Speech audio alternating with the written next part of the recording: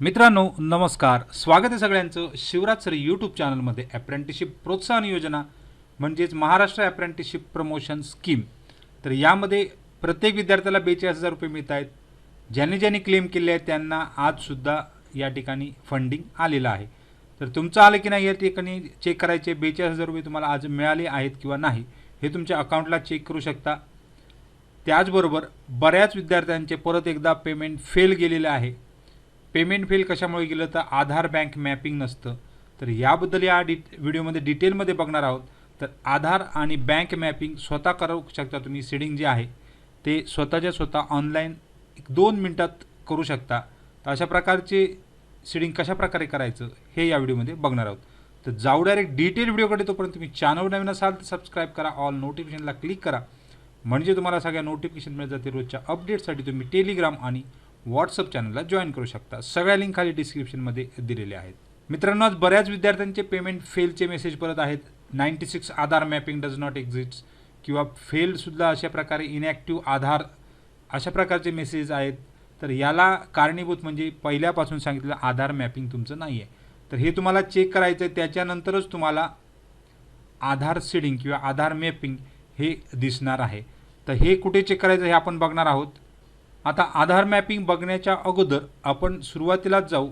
तर या ठिकाणी मित्रांनो, आज सकाळपासूनच म्हणजे दुपारपासून या ठिकाणी मेसेजेस यायला सुरू झाले आणि बऱ्याच विद्यार्थ्यांना त्या ठिकाणी 42,000 म्हणजे 19 मार्च आज 2025 हे बऱ्याच विद्यार्थ्यांच्या अकाउंटला क्रेडिट झाले आहेत. मग ज्यांनी मंथली केला होता त्यांना 3500 पासून सुरू झाली.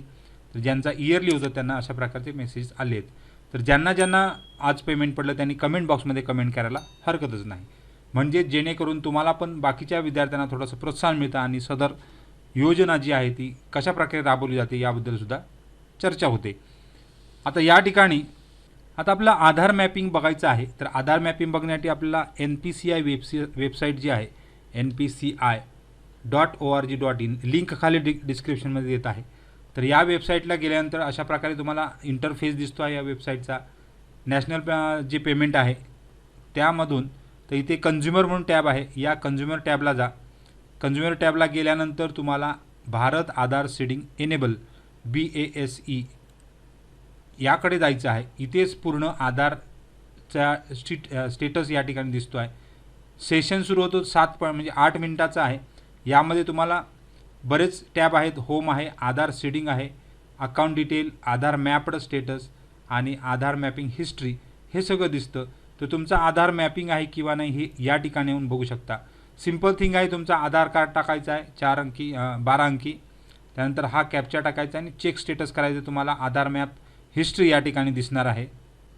तर अशा प्रकारे तुम्हाला या ठिकाणी टच केल्यानंतर ही आधार मॅप हिस्ट्री, तुमचं कोणतं अकाउंट आहे आधार मॅपिंगला, कोणत्या बँकेमध्ये एनेबल्ड फॉर DBT हा इथे ऑप्शन आहे बघा.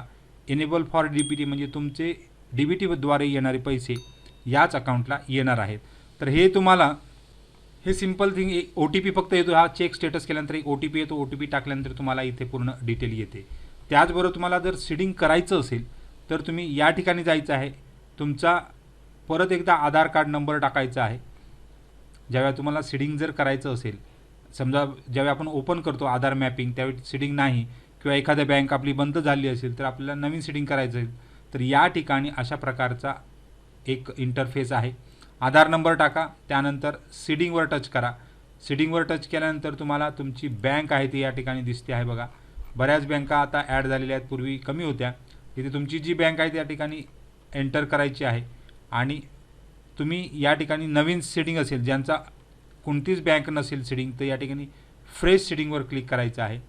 समजा तुमची बँक एका बँकेत 2 अकाउंट आहेत तर या ठिकाणी मुवमेंट सेम बँक विथ अनादर अकाउंट हा टॅब ओपन करायचा आहे आणि तुम्हाला एका बँकेतून दुसऱ्या बँकमध्ये करायचं तर हा टॅब याच्यावर क्लिक करायचं आहे.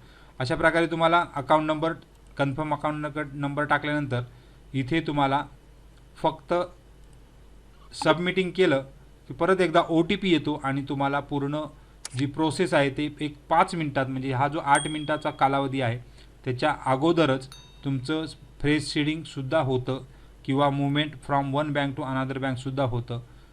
तर अशा प्रकारे तुम्हाला आधार मॅपिंग, आधार सीडिंगसुद्धा करून घ्यायचं आहे. जर तुमचं आधार मॅप्ड नसेल, बऱ्याच विद्यार्थ्यांचे पैसे परत एकदा फेल झालेले आहेत, तर आधार मॅपिंग स्टेटस, आधार मॅपिंग हिस्ट्री बघून घ्या. अशा प्रकारे आधार मॅपिंग असल्यानंतर तुम्हाला कोणत्याही प्रकारचा धोका म्हणजे एनेबल फॉर DBT हा जर तुमचा ओके असेल तर त्या बँकेमध्ये तुमचे जो फंडिंग आहे तो गव्हर्नमेंटचा येणार आहे.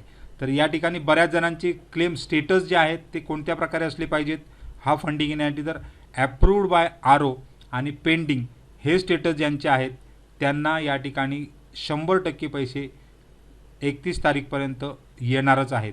फक्त ज्यांचे हे जे स्टेटस आहेत claim raised, approve by establishment, rejected किंवा रेक्टिफिकेशन हे जे स्टेटस आहे तुम्हाला तात्काळ बदलून घ्यायचे, धावपळ करून सदर जो क्लेम आहे तो तुमचा ॲप्रूव्ड बाय RO पर्यंत आणून ठेवायचा आहे. म्हणजेच त्या ठिकाणी तुम्हाला पेंडिंग हा स्टेटस या ठिकाणी दिसणार आहे. तर सगळ्यांना खूप खूप शुभेच्छा आहेत. काही डाऊट असेल तर कमेंट बॉक्समध्ये कमेंट करा. थँक्यू व्हेरी मच आणि बेस्ट.